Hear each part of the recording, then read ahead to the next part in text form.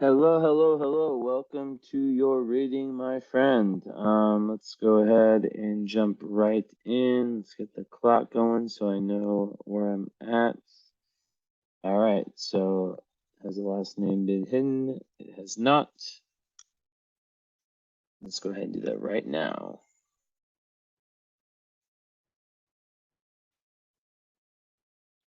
Okay, so let's go ahead and share the screen so you can take a look at this birth chart you got.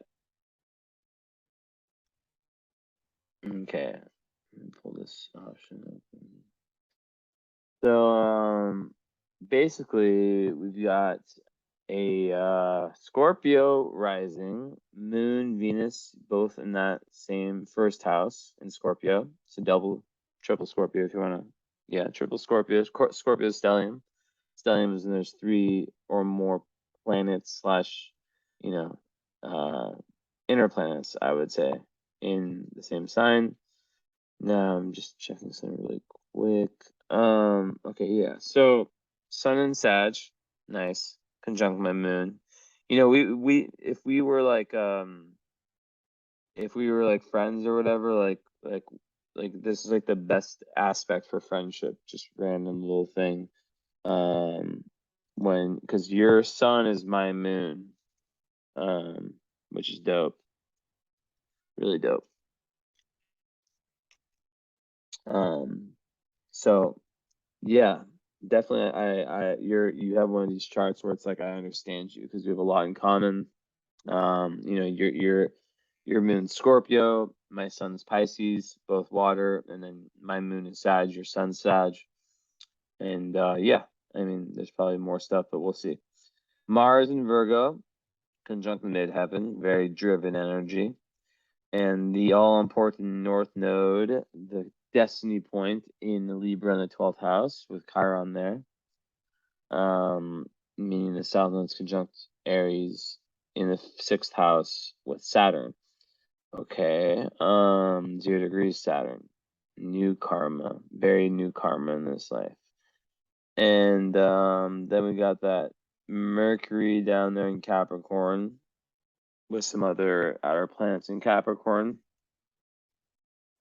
And wow, not that many aspects. You do have Saturn opposite Mercury, says I mean you have Chiron. Okay, no. And yeah, wow. Okay.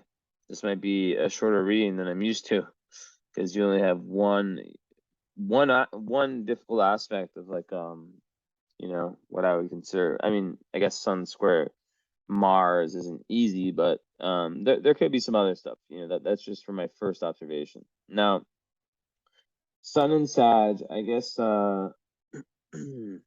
let's start with the whole Scorpio archetype, right? Like how does, you know, Sagittarius Sun work with Scorpio Moon and Scorpio Rising and Scorpio Venus? Well, you know, I always tell the story of the zodiac, right? Where you go through the 12 signs and it kind of gives like an archetypal tale of life. So when you have Scorpio, which is a sign that comes before Sagittarius, basically, you know, they're energies that are, you know, they lead up to each other. So the Scorpio part of, and this is a process that you're going to be going through. And by the way, just so you know, I flip back and forth between showing my face and having just this on. I found that like, especially at this time around 4 or 5 a.m., it's like kind of I think it's probably my most intuitive time for doing readings. This is my first reading of the night. Could be my only one. This is my like holiday week, but I definitely wanted to get yours done and one other girl's done for sure.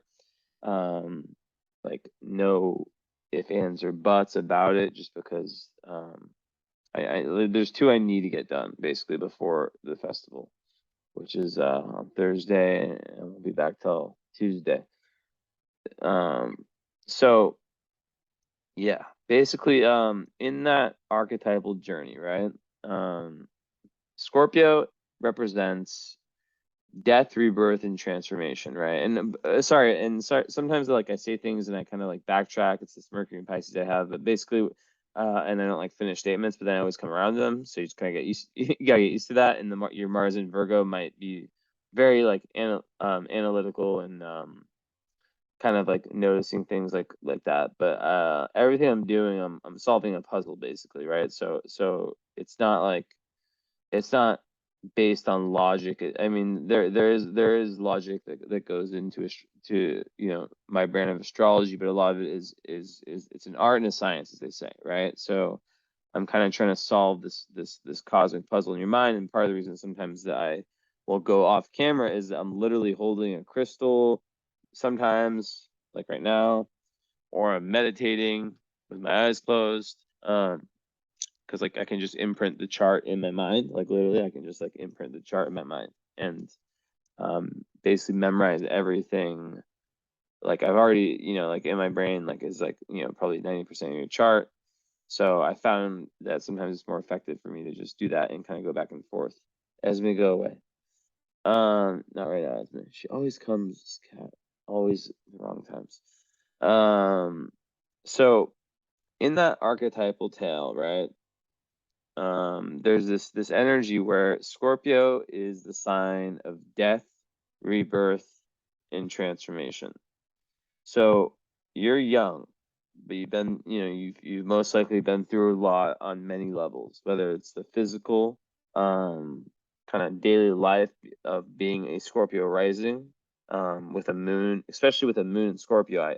I know, I hope you read my article about, how it can be difficult for men in today's world to have a moon in Scorpio or moon in Capricorn, and I even added moon in Cancer and moon in Pisces, but I really was meaning like the Scorpio and Capricorn, because moon in Scorpio, it makes you super, super intense emotionally.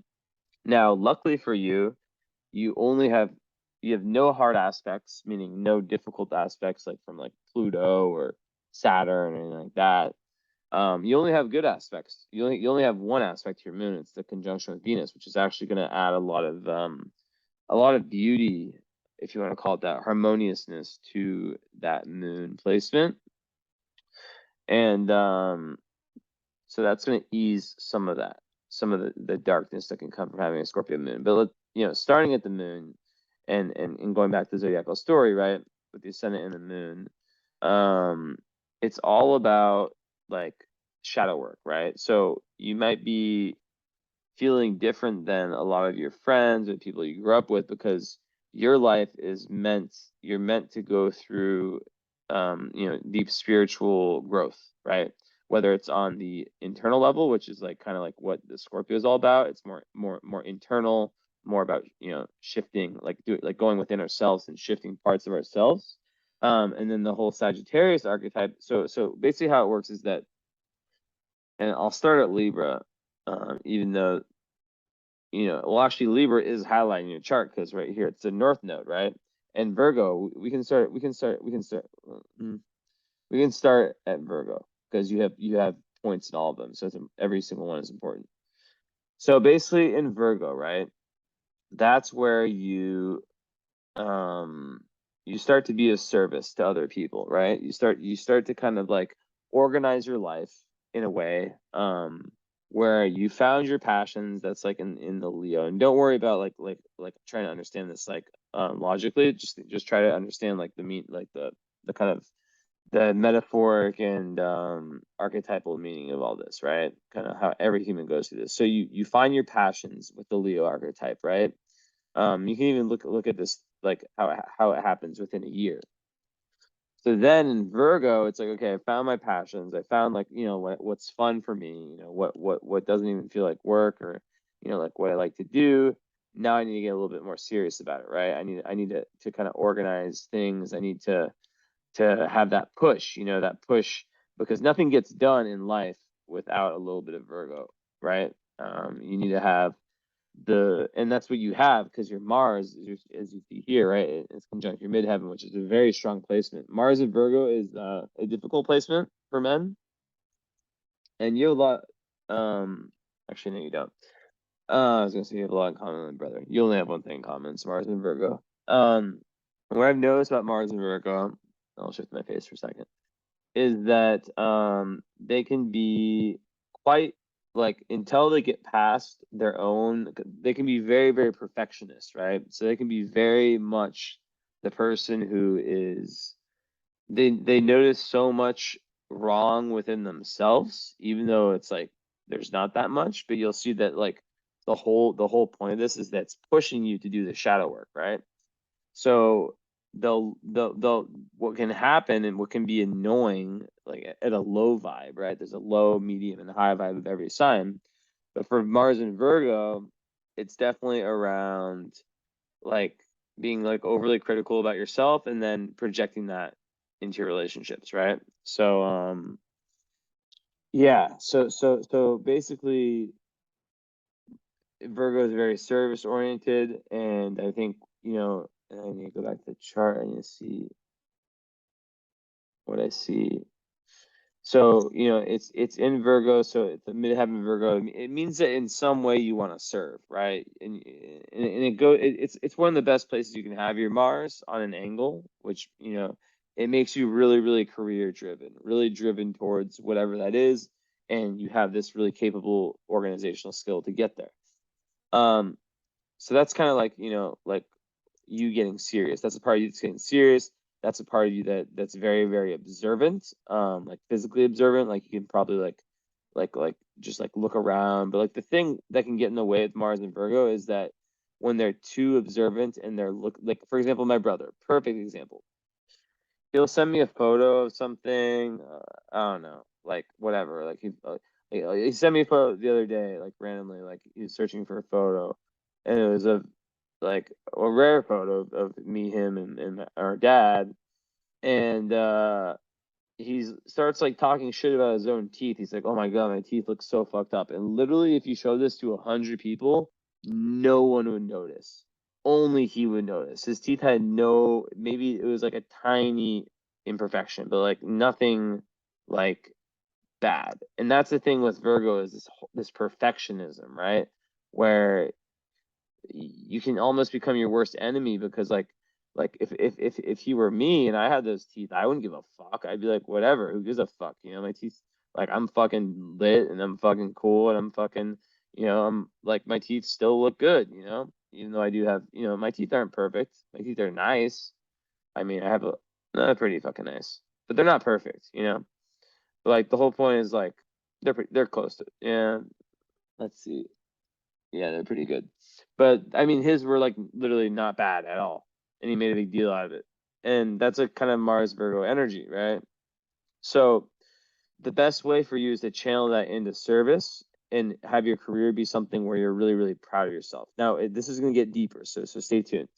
So that's just one part. We're gonna wrap around with that. So that's kind of like the Virgo part. So then what happens next, and this is very karmic for you, is after Virgo comes Libra, and that's like when you first get into relationships, right?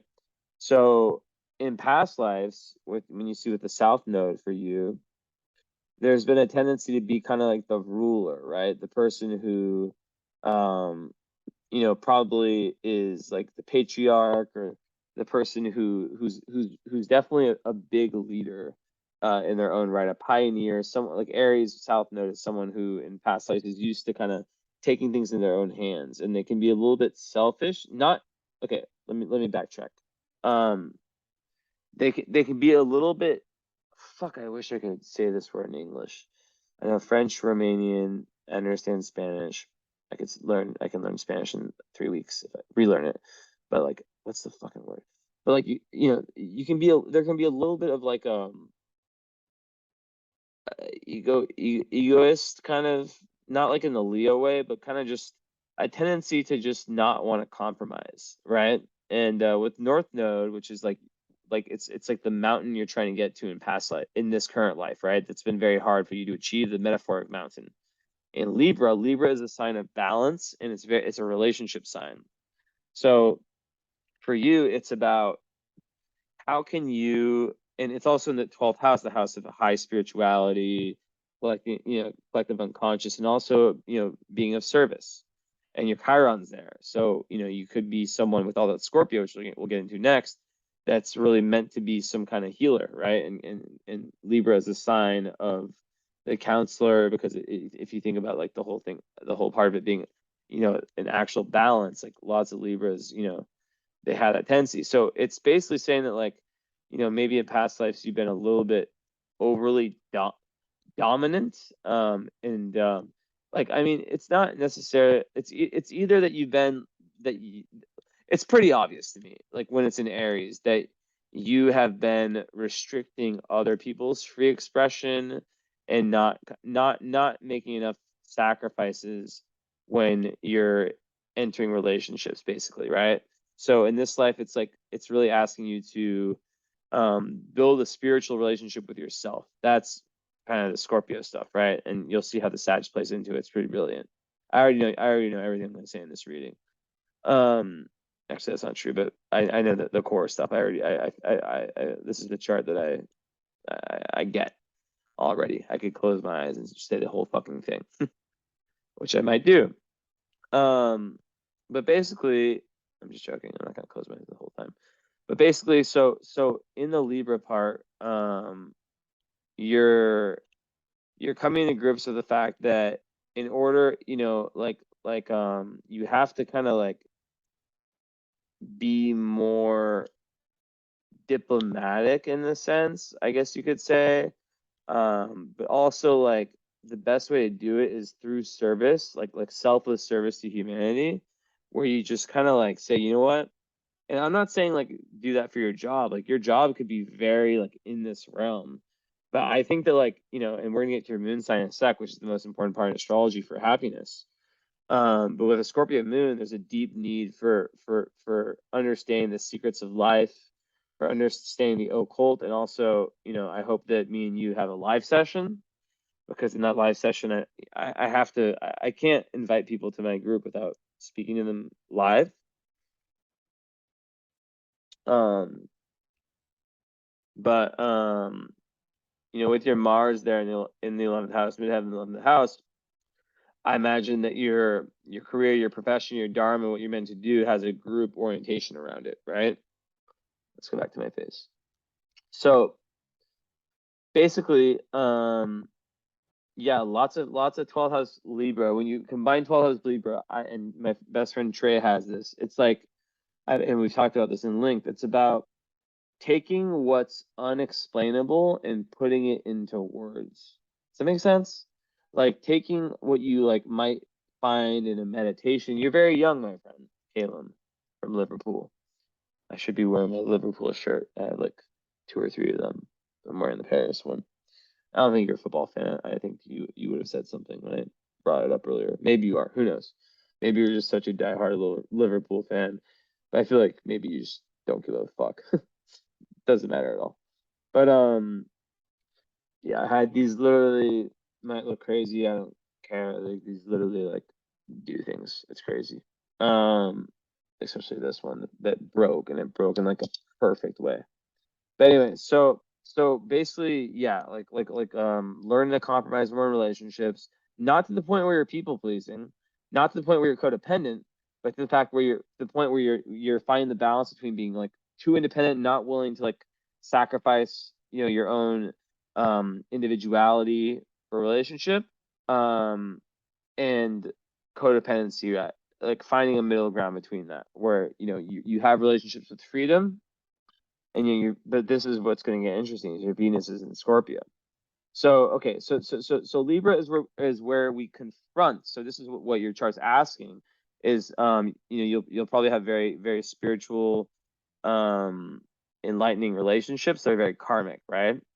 And through these relationships, you'll have a mirror into your own shortcomings, your own shadow, the parts of yourself that you would never fucking know about if you didn't fucking fuck. If you didn't date someone, how when you date someone, or when you like really, really date someone, like me dating a fucking Scorpio. Speaking of Scorpio, Mr. Scorpio. Yeah, I said Mr. Scorpio. You have way more Scorpio than you have Sag. Basically, like,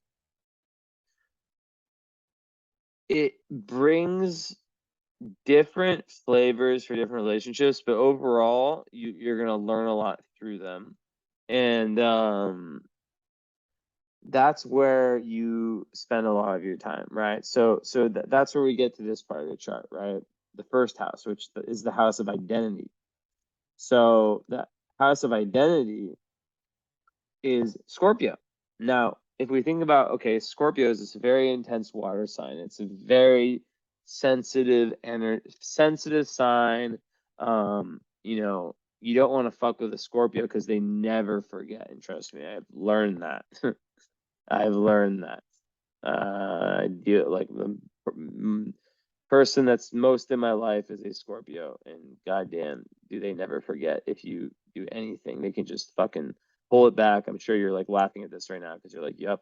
Like they can just, and even like, you know, even men, you know, men, women, whatever. Like it's just like sometimes the men repress this like very, the Scorpio, like it's very sensitive, but the thing that separates it from like Pisces or Cancer is that it doesn't escape. It's ruled by Mars, and Mars is action. So it does something about it, right? Especially in the first house. First house of your chart is, you know, in any chart, first house is ruled by Aries, right? So basically, like you're going to be assertive in a sense of expressing your emotions, or there's going to be a need for you to express. As a Scorpio moon, you know, as I said, the moon is what it, you need to know your moon sign because that's what it takes for you to feel happy and to feel secure. So moon and Scorpio people, they only feel secure when they're able to express their deepest shadow to their close ones, right? So a lot of Scorpio people like yourself, they have fewer friends and they can be very cynical because they know within themselves, especially if Scorpio moon, they understand how dark like shit can get. Like because they understand their own darkness, so they tend to like kind of like, which is so interesting because like you're Sagittarius, so you actually have like this like I'm a Sag moon, my girlfriend's a Scorpio, and I'm like, so you might have this split in your chart in your personality where your Sag part is like me, I'm all about like giving, like I'm like all about seeing the best in people, you know, like I give people chances. I mean, I'm not naive at all, but like I like to just kind of like, I'm very diplomatic. I like to give people chances. I like to kind of like be open to new experiences, and that's Sagittarius. That's your sun sign. The Scorpio is going to be very careful about that. It's going to be very like, okay, well, yes, you know, I'm down to like kind of meet these people and be spontaneous and go on these adventures. Of course, Sagittarius is, you know, related to foreign lands, traveling physically and also traveling metaphorically, which traveling metaphorically is what you're doing right now, listening to this reading. You're learning, you know, you're getting into, you know, God's language is astrology. So you're learning about yourself, or, you know, you know, you're getting things that are, you know, you're going to take what you're going to take from this reading, basically. Right. Um, but that's the difference between traveling physically and traveling metaphorically, is that traveling metaphorically, it's like about learning different philosophies um, and really exposing yourself to different worldviews. And that's why the Sagittarius thing is about traveling, is because you really want to get out in the world, right? And your vertex point, which is right here, is speaking about like your doorway to higher awareness. And it's basically like kind of complementing what I just said. It's through these travels, you know, if I were you, I would really like think about, you know, if you haven't already, like traveling to different countries, even if it's like Ireland or somewhere not far. I don't know, you know, how it is, you know, financially for people. I know traveling is fucking expensive. That's why I haven't really wanted to travel at all, besides like to Bucharest. It's like not doesn't count this summer. Because shit adds up, you know, especially with inflation and everything going on right now. And like, yeah, like the financial uncertainty, but you're young and there's, you know, you benefit a ton from traveling. You gain a lot of self-esteem and higher consciousness and awareness through it. But back to the zodiacal story and kind of what I'm saying. So you go through relationships that are very karmic, and you heal, and you go through pain within them, and you heal your spiritual parts of yourself. That's kind of like where it takes place, right? You see that with the Chiron there. So then you're thinking, okay, the eighth house is like after the relationships, it's like that process of going deep within yourself, and going through that death, rebirth, transformation. So what do I mean? What do I mean by death?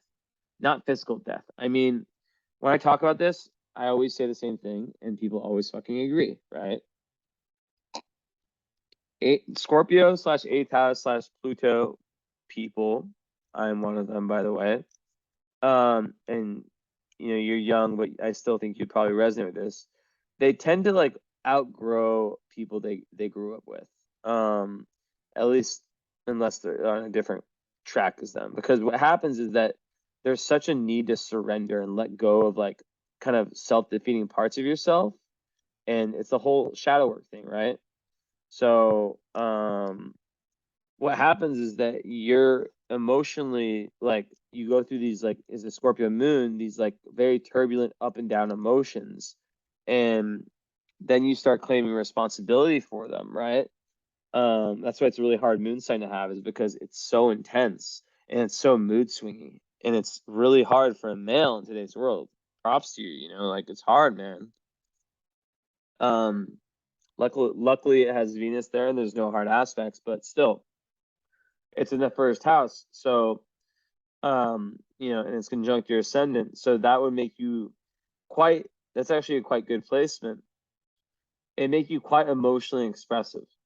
Now, what's very good about the fact that you have your ascendant and your moon and Venus together is that you wear your emotions on your sleeves. So that's actually really different than a lot of Scorpio moons. I'm gonna text you right now, even though it's fucking late. It doesn't fucking matter. Um, I'm gonna text you right now, just tell you I'm doing it. Just maybe you'll see it.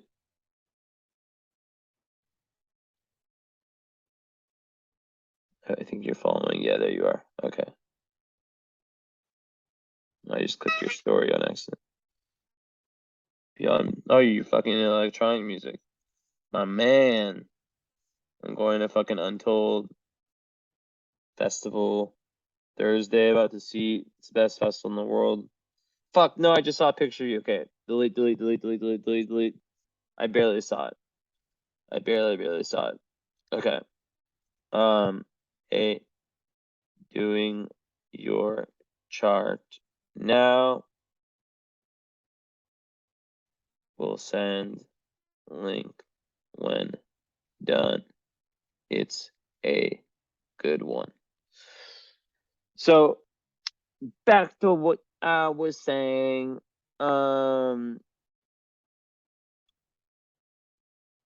So there's lots of confrontation with the unconscious, with the darker sides of yourself, but then it's balanced out by this gregarious Sagittarian social, like this, you know, I know it well, right? Like this need to experience life and party, like I just saw in your story, which I usually don't try. Like my heart is not to look at any of my clients' Instagram photos, know anything about them. I want it to be completely objective. And I saw a photo of you for a second, so maybe that was meant to happen. But basically, yeah. So I saw a photo, so that happened, and what I really saw in the photo was the Venus conjunct your ascendant, and how that's really sweetening your Scorpio rising. Which, if you didn't have that Venus there, bro, you would be so fucking intimidating to people. Like people would not walk up to you. But I didn't get that vibe from the photo I saw for like 1 second or less. um, and basically, wearing your emotions on your sleeve, it means that you're you're able to like ascendant is like your outer personality, right? Moon is your inner. It's like the egg metaphor. The shell of the egg, the mask is your ascendant. The white is the sun.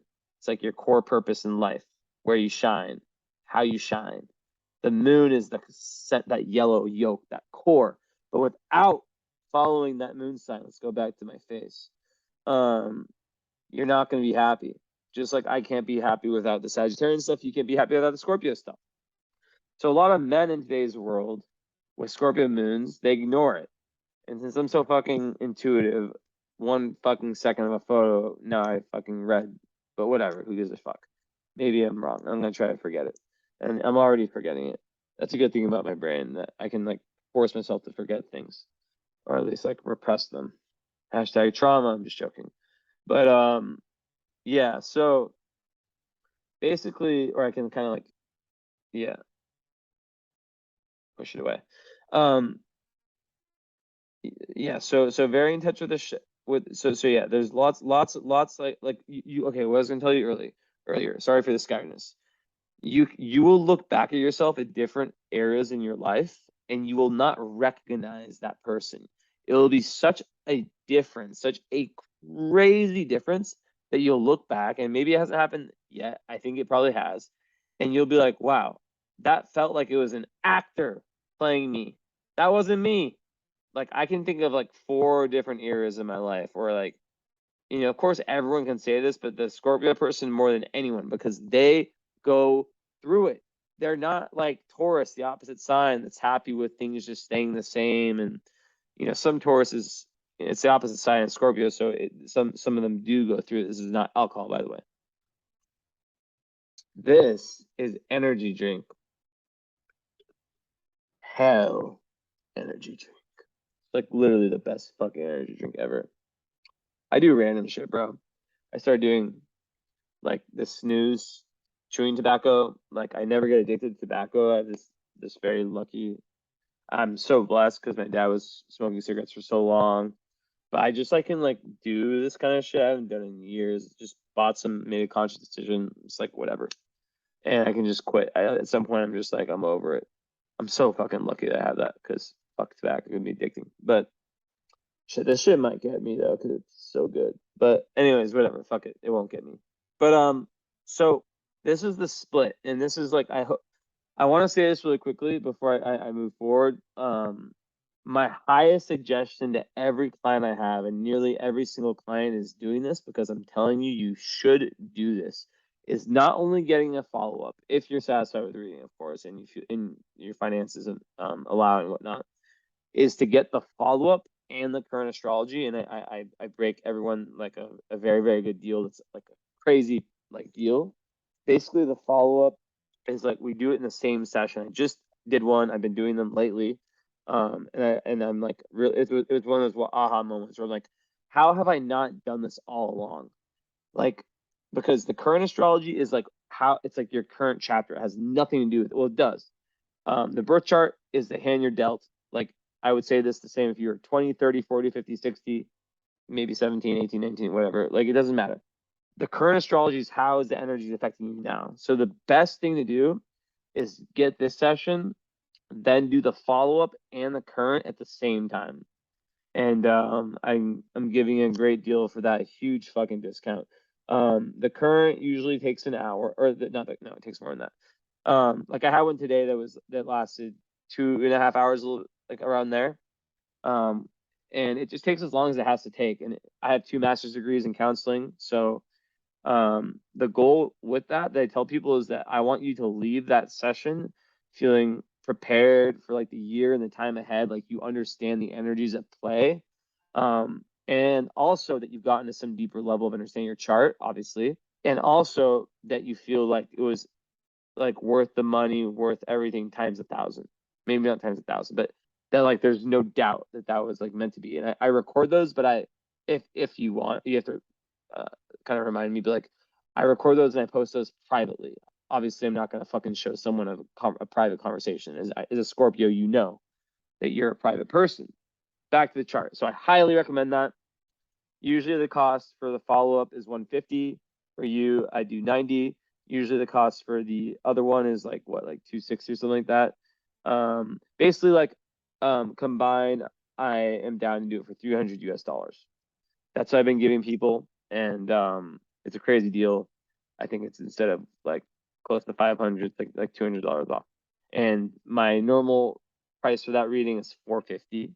That's what it's going to be when my wait list gets too long, but I'm a man of the people and I love doing that. And I feel like it's so healing. It's a beautiful session. So keep that in mind. I highly, highly recommend it. And remind me that I said that I would do it for that price. Actually, you know what? Fuck it. I'll say 290. I'll go even lower. I'll go $10 lower. 290. Because you're young. So yeah, let me know about that. But basically, and yeah, you could also just only get this reading or only get the follow-up. I'm just telling you like what you should do based on nothing. Like this isn't where I get my money. Like I get my money from other places, you know. I'm like Andrew Tate, just joking. But yeah.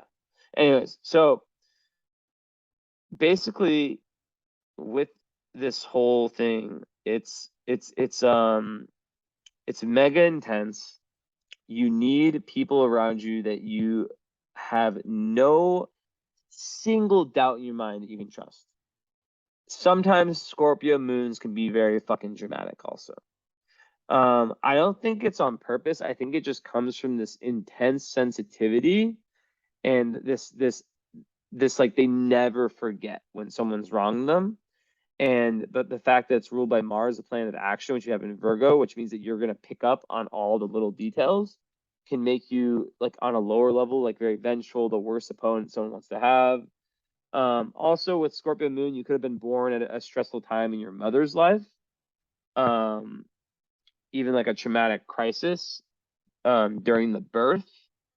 And so a lot of people with Scorpio moons, they experience their mothers, and I don't think this is you because you're the Venus aspect. So I think your mother's probably just very like emotionally like in tune.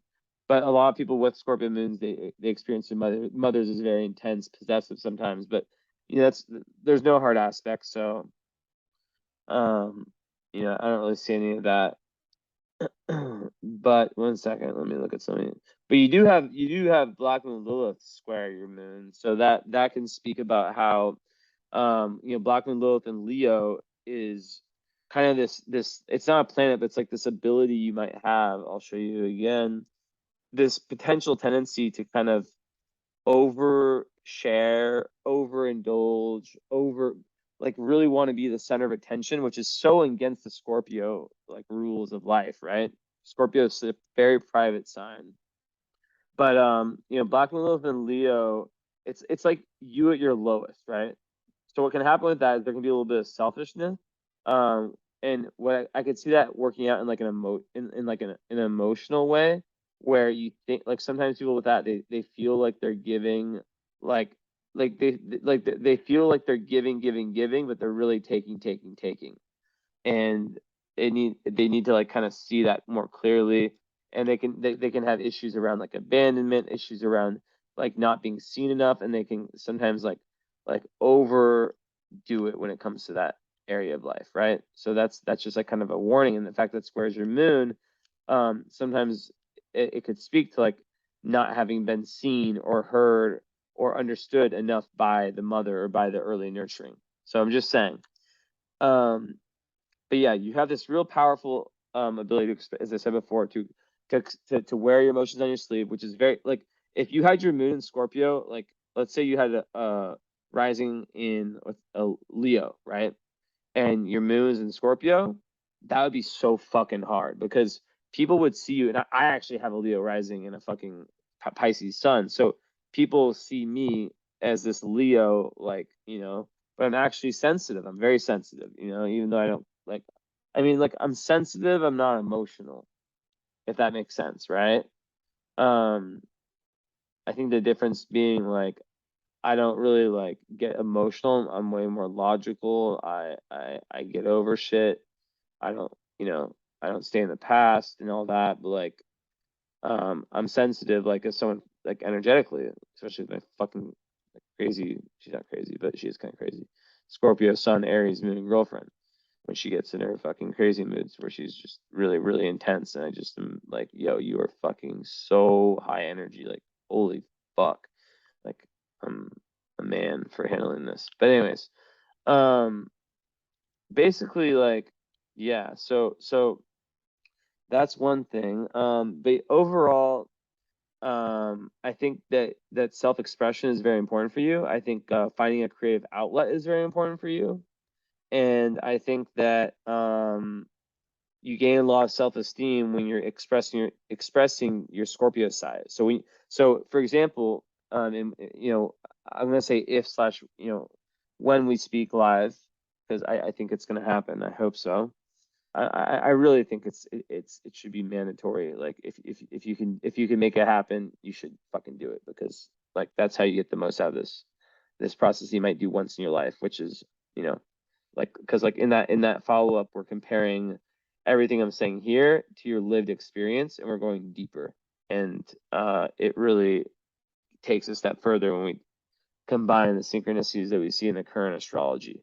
I have like tons of predictive techniques I use, not to tell you this is going to happen like a fucking fortune teller, but to explain to you the phase of the life you're in, what you can expect, and what energies are at play, which can make you better equipped for that time. And people, usually will come to me.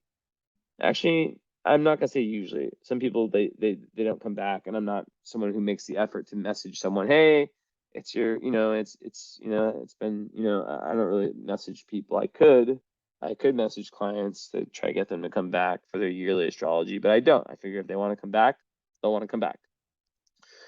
But I probably should fucking write that down right now, because like I've done that like once and a lot of people came back. 1 second. But I'll keep talking while I'm writing. I need to write this. I always have ideas when I'm doing readings, by the way. Message clients.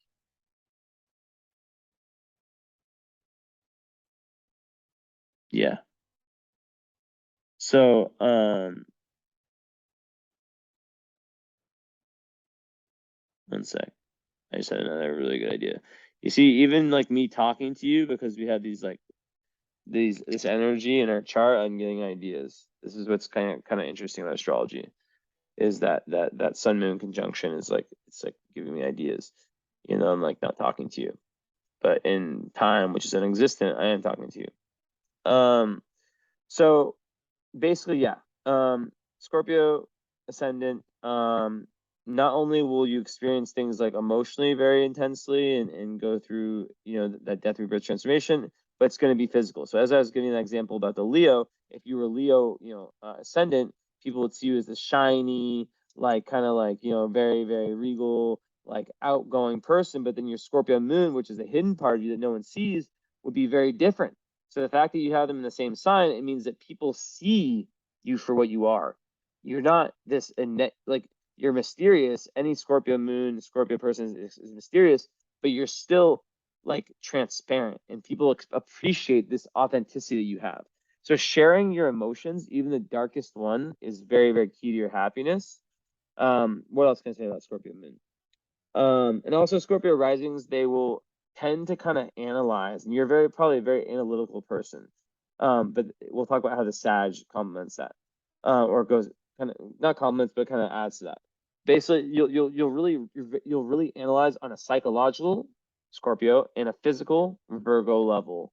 So what you can imagine, like, I mean, that'd be like the best thing for like a psychologist, right? I mean, or like anything that involves that, or a researcher, or anything really, right? Business even too, because it's in the first house. So like that's very good for entrepreneurship. Like, like you have this like, you have this real like bullshit meter, this real like ability to kind of read people's eyes and their energy, and you're able to see through a lot of the bullshit in the world and in people, and choose your friends based on that. And I think it's good to be selective, because it's not worth wasting your time with people who waste your time. So yeah, that's besides that, Scorpio moon, they yeah, very private. They don't like to like, they can have problems with being vulnerable, although in your case, it's just like all about the right people, the right environment, basically. So they really want to be around other like-minded people who are as deep. They're very deep. So you're probably allergic to small talk, like literally allergic. And you might be quite shy because you have that, and maybe not actually, because the Sagittarius sun, but maybe young, when you're growing up with that Mercury square Saturn, that's like your only really tough aspect. There can be a level of shyness. And sometimes people who have that aspect, they kind of like feel as though it's difficult for them to get their point across, like they're misunderstood, like they sometimes devalue their own level of intelligence. And I think that could relate to this perfectionism thing I see that could be a potential. Anyways, I digress. So, and we'll talk about the love stuff in a sec. So with the Sagittarius, so okay, so Scorpio, you understand the moon, right? there's the need for that death rebirth transformation, the need for that intensity, the need for in relationships to be around people who can be very solid and not be freaked out if you swing from one way or the other, and who can give you the space that you need too.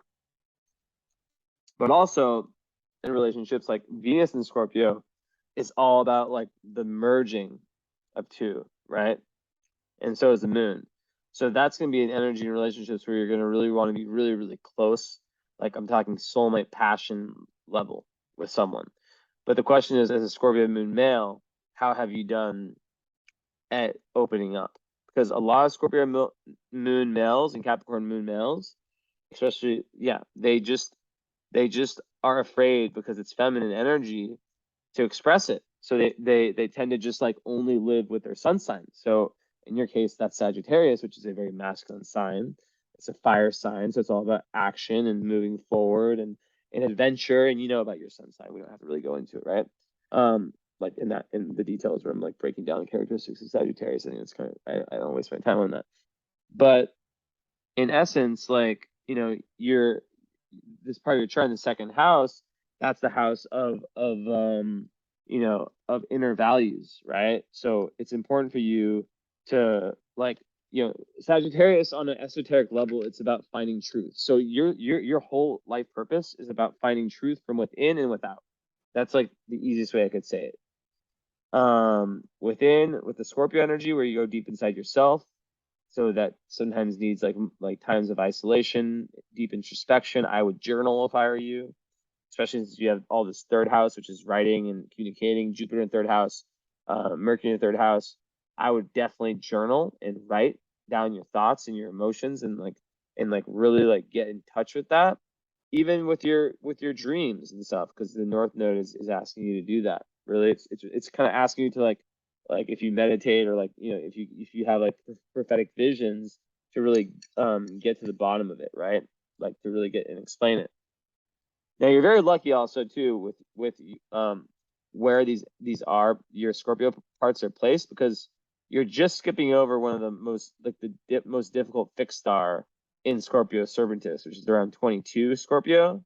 So you're very lucky because that one's very rough to have. So props to you for being born, I don't know, 20, 30 minutes later, something like that, maybe less.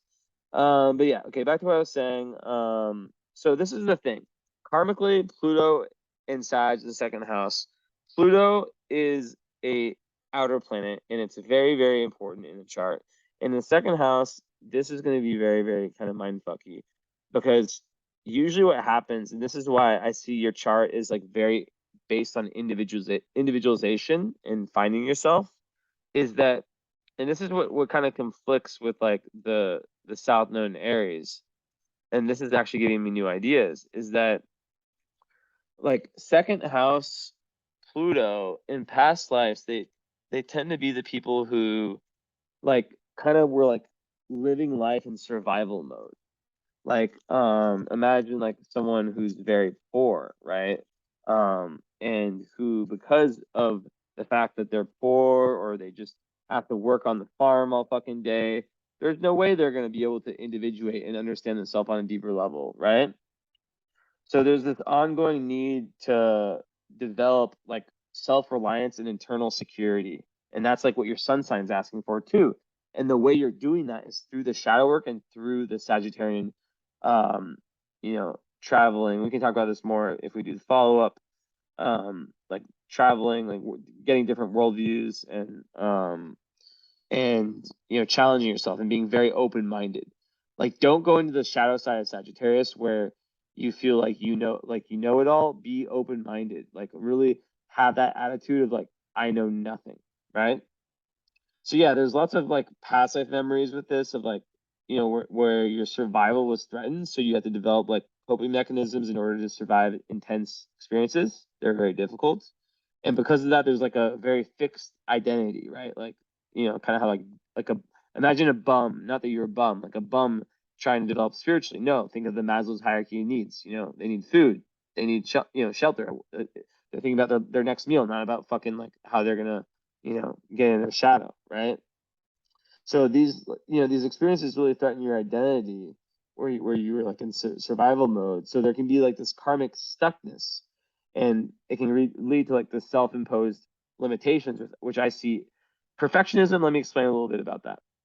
Perfectionism is a sickness where you put yourself at such high standards that if you cannot get to 100 all the time, you're like, fuck it, I'll just fall to 0. So it's about being okay with on day 1 being at 80, day 2 being at 40, maybe even day 3 being at 0, not doing shit. And some days you'll get close to 100, but just learning self-compassion and being. We can talk more about this. Like you'll have to remind me of all these things. I'll forget them. So you have to take notes if we do the follow-up. And remind me the talking points. I'll forget it all. But like you have to learn how to be your own best friend. Like how you would act towards another best friend. You have to learn to have that compassion for yourself. That's what's asking. So yeah, so money is actually something that's very big with the Sagittarius, where you can really like to expand yourself through money, through gaining material means.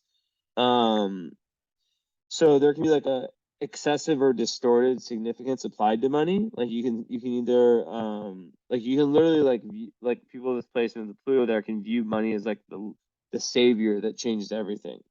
So the polarity point is actually an 8th house, which is Scorpio, right? So this is what's very interesting, where as you begin to individuate and understand who you are, separate to everyone else in the world, you start to lessen your identification with like using the external as expressions of personal power, right? And you're identifying more with your core self, which then becomes your central resource. A good example of that's meditation. Being able in any situation to just go into meditation, or having like psychological insight of your own birth chart.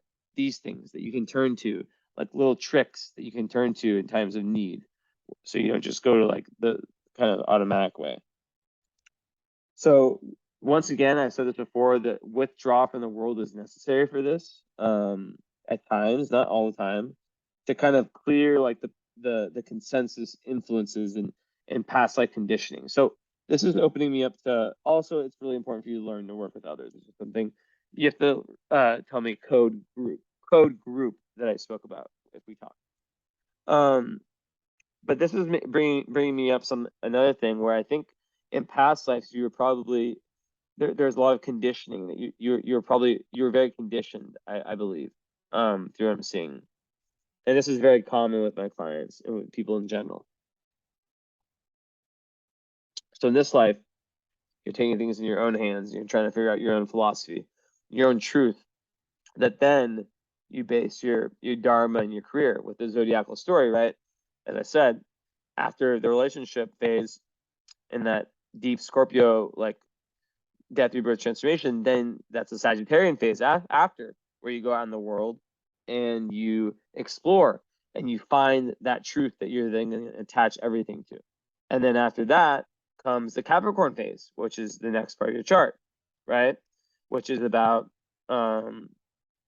your dharma, right? And dharma meaning like your life purpose on a public level, your career, if you want to put it like that. But it's not only a career; it's like anything you do, like for the world. Which in your case, I think, would probably have some humanitarian application. Not that you're like meant to be humanitarian, but like where you're being of service through what you do in some type of way, right? Helping people is really going to make you feel good. And all that's like the dharma part.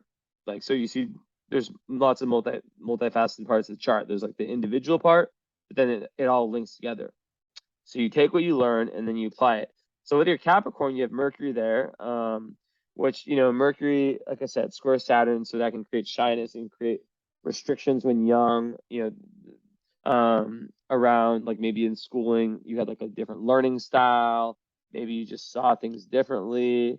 And yeah, it can create someone who basically like doubts their own kind of power of mind, if you want to call it that. So, but in Capricorn, usually people that have, which I'm very impressed that, because like usually people that have this placement, they are not the people that get readings, especially at your age. So I'm very impressed. But Scorpio is what's in the Sag, is what's making you very interested in this stuff, right? Now, yeah, so you'll process things in kind of like a more methodical, probably attach like a higher significance, like traditional information. But there is that open-mindedness that comes from these other aspects, right? The Scorpio and mostly Sagittarius. But with Jupiter in the third house, that is the ultimate placement for someone who's a gifted communicator and who should definitely be investing in, whether it's writing, whether it's speaking, anything creative that involves you finding your authentic voice, right? That's where you really, really can do good. And also, Jupiter is where you expand. So having in where you just larger than life energy, and in third house, conjunct Neptune, it's you could be a very good poet, but also it's in Capricorn, so that's actually lending more credence to you being this boss motherfucker who's able to make shit happen in your career.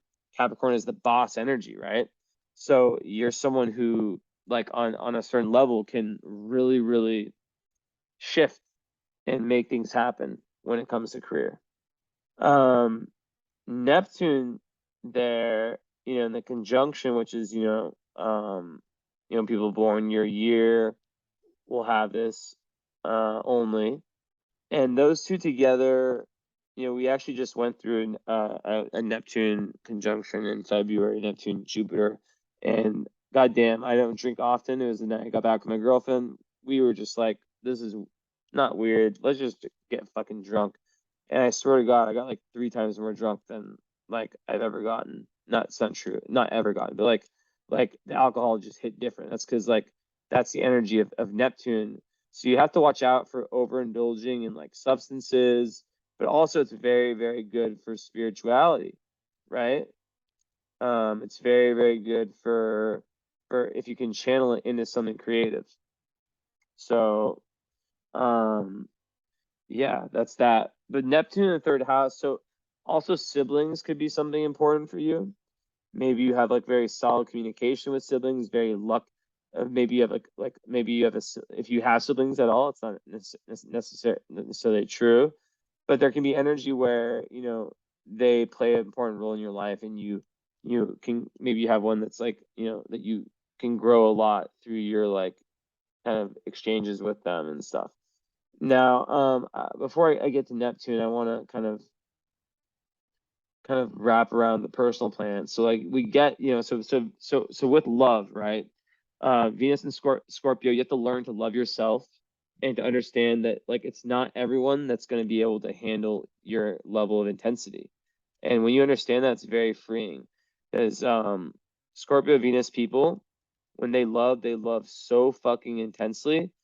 And I don't want to use the word clingy, because that's not really what it is. It's just more like they're serious about love. So like some people, like the more Gemini and Aquarian people, they might be more interested in like a different version of love, right? For you, it's definitely like all or nothing, which takes the right kind of partner. I already told you about the moon part, where it's like they have to really, really, there has to really be that spiritual connection there, right? That ability, that real trust of intimacy. It's very intimate, but it's like there's oftentimes, especially with that square of Mercury and Saturn, issues with like being intimate. If you're hurt and like you won't forget, it'll be very hard for you to open up again if someone like close to you that you trusted like kind of pushes you aside. But overall, like that strength of being able to express your emotions like in that first house way can make you a very powerful speaker, a very powerful communicator, a very powerful, like someone who's really able to get that Scorpio energy that's usually very, very hidden, right, more into the open. So that's very interesting. Now, and it's very honest. That's another thing about Scorpio. It's very fucking straightforward. That's what I love about Scorpio. One thing is that when me and my girlfriend fight, like, I mean, we're both two fucking like fiery fucks, but like we fight. It's very intense. Like we don't actually physically fight, but like, it's intense, but like there's no passive aggression anywhere to be found, right? That doesn't even exist. So it's like there's less of a resentment that comes, but what happens is that Scorpio's stubborn as fuck. I don't care what anyone says. So learning to apologize is so fucking hard for Scorpio people. So I would be curious of how that resonates, and if we have, do the follow up, make sure to jot that down, to talk about that because it's important. But yeah, so basically, I see it in Pisces, there could be some kind of like mysteries around your family, like some kind of, I don't know, like secrets, or just something kind of like very like mysterious about your family that you maybe don't really know about. Also, it could just be like a very creative family, and maybe even spiritual. Now, with Neptune in the third house, that's just adding to, like I said, it's conjunct Jupiter, so it's just giving you even more ability to channel your intuition and your imagination into your communication, and if you're a writer, you should be a writer, honestly. That's the real facts. You should be a fucking writer in some type of way, or a communicator in some type of way. But yeah, so that's that. Uranus in the fourth, typically, it's someone who, like, with the parents, I have no way of seeing with your chart whether they're divorced or together, but someone who probably had like an unusual upbringing and who likes to change residences. Usually that's kind of how it goes. Also in classes, it would probably be third house. So it would speak to like unusual relationships with siblings.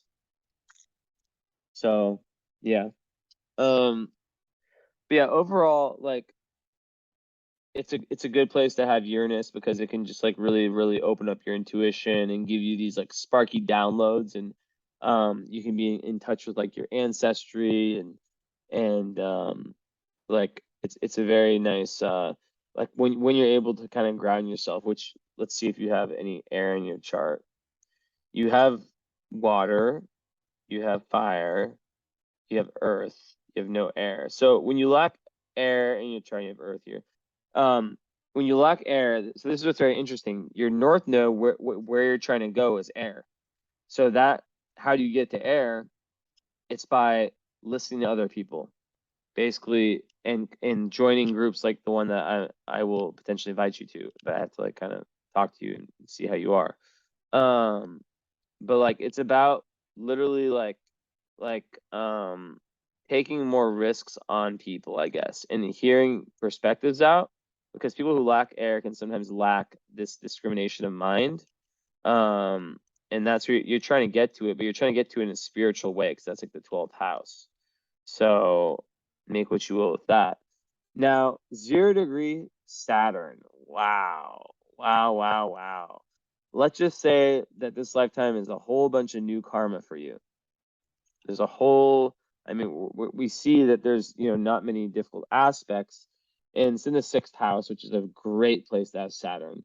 So yeah, you're just going to be someone who, you'll probably be more like the kind of worker who's more entrepreneurial, more likes to kind of do things on their own,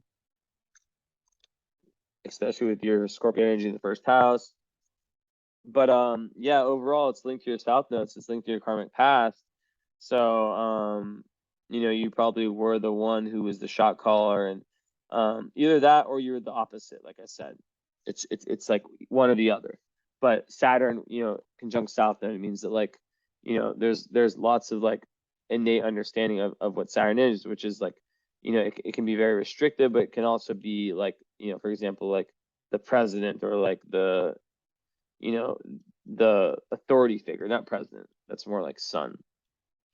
And there can be a level of strictness and kind of telling, and this could also relate to your Black Moon, Lilith, and Leo, like telling people how they should live their lives, which is the shadow of of Sag, right? Because everything has a shadow, medium, and high manifestation.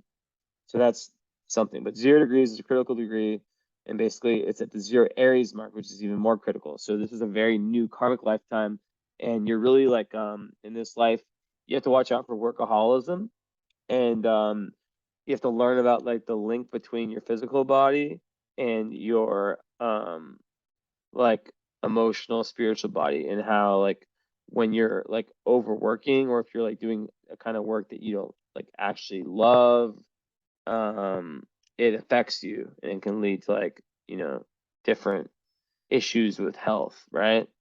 So that's kind of that. Let me show my face. So let's see what's going on at the fixed stars and asteroids and stuff. But yeah, so also with Saturn in the sixth house, there's definitely a need for structured daily work. And a lot of times sixth house Saturn people, they'll have like health issues early in life.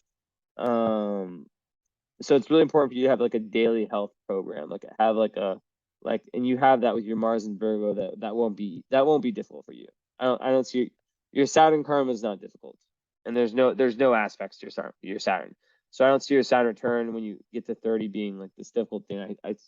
I would predict that it's very very hard to predict Saturn returns. It's impossible to predict, but it's not so scary for you. I think the only thing that would happen is that you'd become less shy and more open. But I don't really see you being shy with this Sag energy, but just like more open to vulnerability and speaking because of that square of Saturn and Mercury. But yeah, super capable of like applying things and like very pioneering. But you have to learn lessons around like patience and self-reliance, right?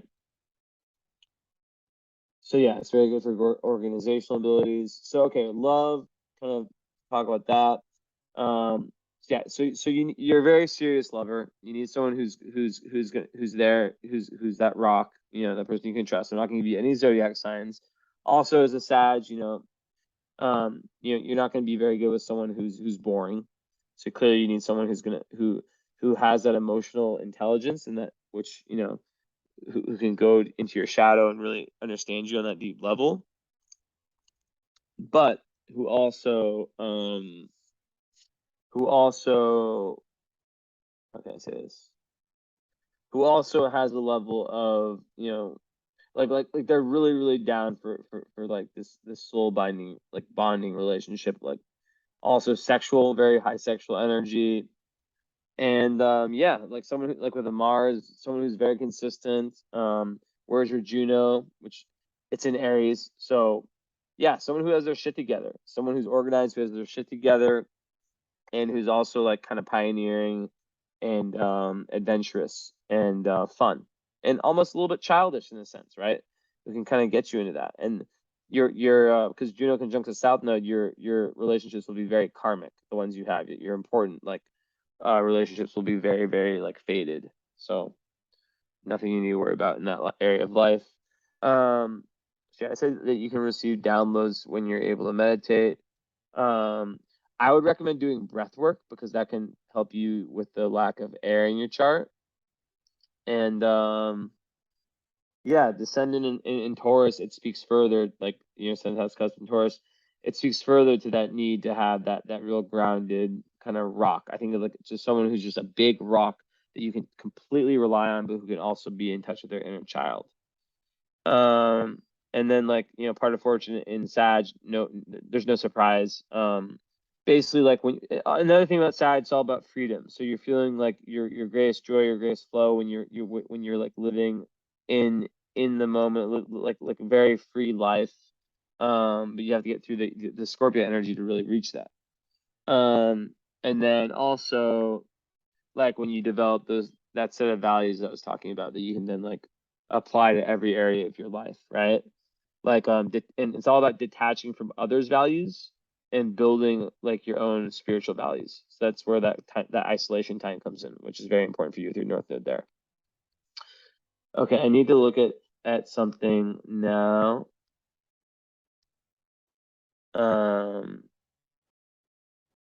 Okay. So Yeah, you have Zubin El Shalami conjunct your Venus. I'm 90% sure that that is really, really good for writing. Astrology, Zubin. Okay, let's see. That's the writing one, I'm pretty sure.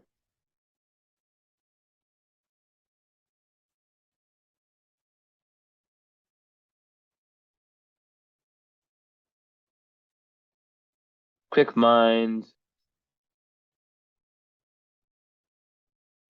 No, wait, I'm saying the wrong one.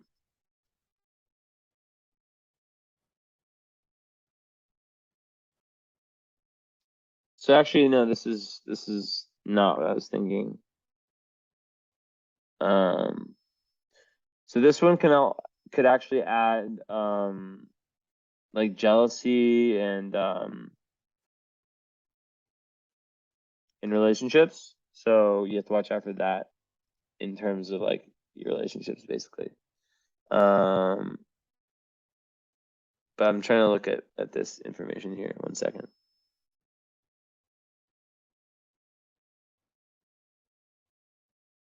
Okay, I see enough of that. And let's see here.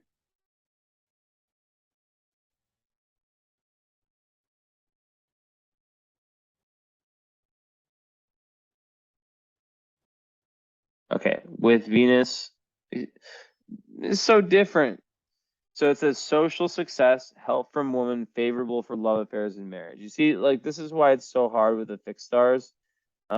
See, I was right. This is the one that was good for writing.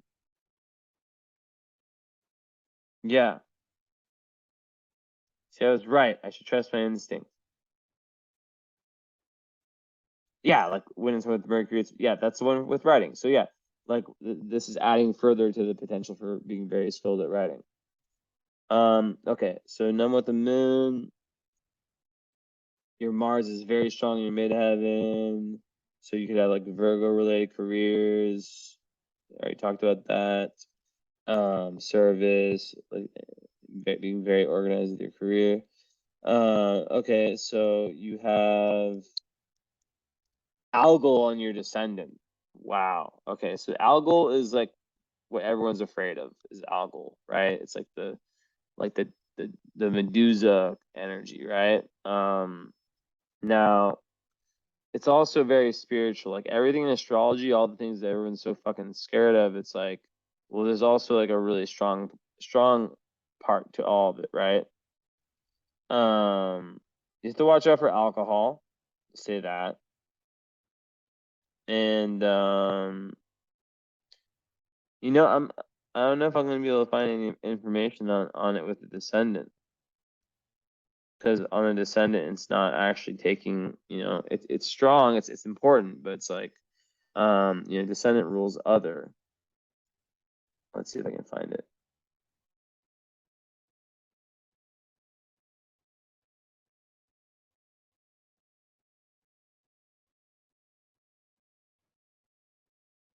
I think, the way I would interpret it is that like it kind of it speaks about your partner and how you really have to, let's see if I can find anything. Algol. Like my hunch is that you really have to okay, I found some information. Like do the inner work or you might attract like very, very not evil, but like kind of just like low vibe.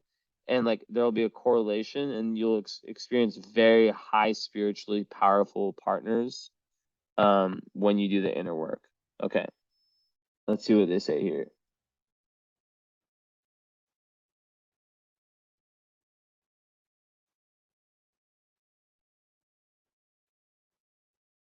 Because so much of this shit is so fatalistic. It's like you'll be brutally murdered if you have algal Mars, which you don't, by the way.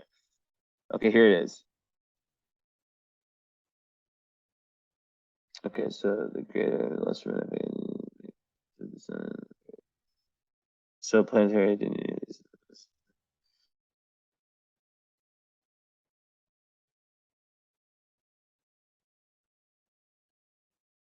Yeah, so it's like the fact that there's no difficult aspect. Okay, a very mundane. Okay, here it is. A very mundane manifestation may be that the partner um, peruses a very healthy lifestyle and may force you to change yours. Whatever the case, the partner will be influenced by others strongly for good or bad, and it will be compromised as needed and most likely change if not trouble is likely. So I'm going to reread that. Whatever the case, the partner will be influenced by others strongly for good or bad and will be compromised. So it's someone who's easily influenced. And no, and it will be in compromises. It's bad English. So compromise will be needed, which is literally what I was just saying with your North Node in Libra, that is needed, and most likely there will be negativity. Wait, what's it saying? That is needed and most likely change if not trouble is likely. So yeah, there's a need for compromise, or else it's like, that not gonna be good. And it is exact degree. It's literally right on it. It's within its exact degree. So yeah, that's important to know. Moving forward, nothing here, nothing there. And you have Eris on your Mercury, so that could Eris is like very, I mean, it's Eris, it's like it's a very erotic energy, passionate, sexual passion. So Eros, not Eris. So it can make you, when it's conjunct your Mercury, it can make you like a very like you could like write love novels or something, or speak in a very like sexual way with partners. So then you have Pallas conjunct your Sun. I didn't notice that. And you have, okay, no, you don't. So Pallas, just by itself in Sag, it gives you the ability to really see the big picture even more, like really enjoying philosophical discussions about different cultures, and really like a defender of truth. And it's really good for handling money in the second house. We can acquire lots of money through creative schemes. So that's very good. But I want to search one thing.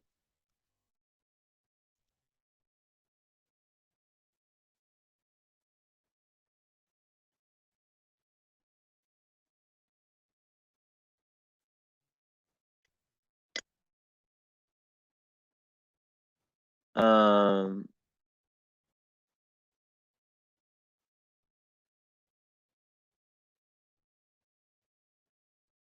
okay, here it is. The mental creative principle combines with identity and purpose. This combination indicates that the transformation of sexual creative. Wait, is this? One sec. Yeah, so it's just like very related to like pattern recognition and wisdom / logic. So just like about being able to see patterns and to understand like the bigger picture, right? And this person writes, the mental creative principle combines with identity and purpose. The combination indicates that the transformation of sexual creative energy into artistic and mental accomplishments is central to the life purpose. Interesting. Harmonious aspects point to strength, like you have. Strength of character, intelligence, and courage. These individuals tend to create through artistic, political, or healing forms. Due to the depolarizations of male-female roles, the individual usually feels at ease in all types of sexual relationships. Very interesting. Okay, cool. So aside from that, I don't see much else. I just want to check 26 Scorpio and 21 Virgo. 26 Scorpio, 21 Virgo. We have to see if there's anything there. Isn't the nebula there? Yes. Oh, you have the nebula. So that's very, very good. You have that in your midheaven. You're definitely a truth seeker. here. That's like one of like the astrology ones, and then you have this one that doesn't matter, or Alkite, I guess. But yeah, so Denebula on the midheaven, a seeker of truth. It's very good for health too, and yeah, it's a very good one. It makes you really want to like kind of go into like things like astrology and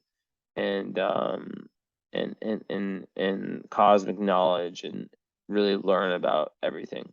So yeah, it's a good one. And then I don't know what the fuck Alkite is, so I wouldn't worry too much about it. But it's on the ascendant. Let's see what it says. Wealth, power, courage, generosity, ingenuity, rise to authority, martial success, subject to cuts, wounds, accidents, sores, and injuries to the face, pain in the head, and fevers. That one will be less important. So yeah, and then last I need to just look up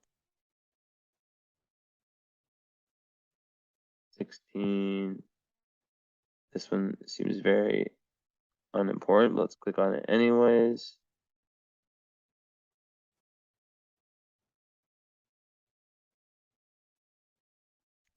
Yeah, it doesn't have shit. So yeah, anything else? Yeah, that's it. Well, actually, no. Yeah, wait, hold up. Yeah, so yeah, I really like the Nebula. Did I look at 14 and 18 Scorpio? I don't think so.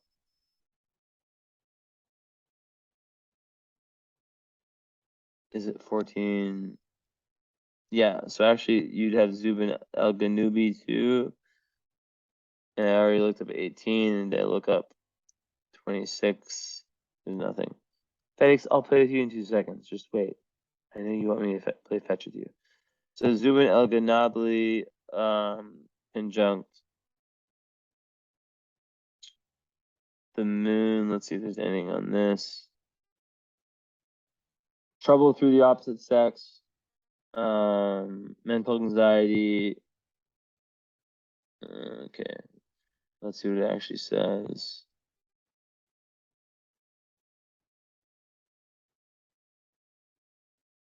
Yeah, so it's just like kind of like double.